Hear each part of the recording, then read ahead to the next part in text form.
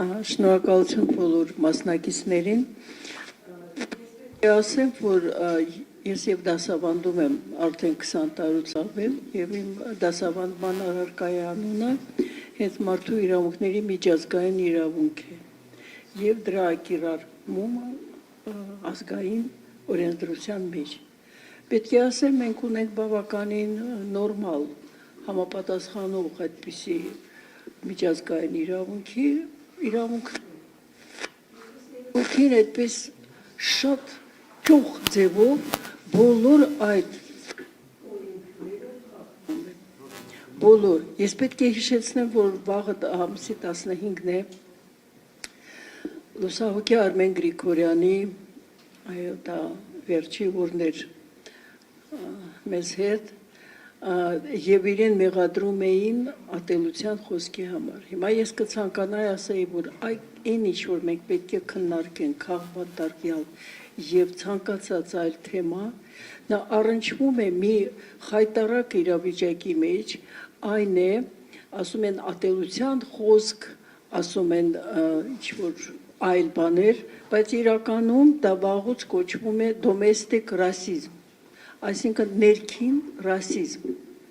Եվ այսօր մենք իրոք պետք է հստակեցնենք, որ այդ ներքին ռասիզմի տարածումը եւ ընդգրկված խավերը Հայաստանում բավականին մեծ են։ Եվ հստակ պետք է մի բան արձանագրենք։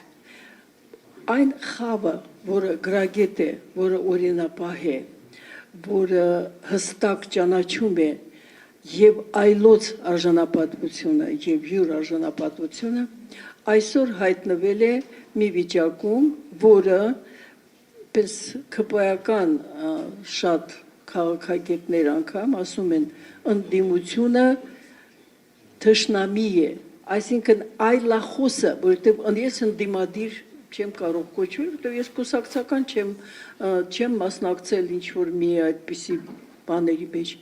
բայց ցանկացած այլախոս Հայաստանի Հանրապետությունում այս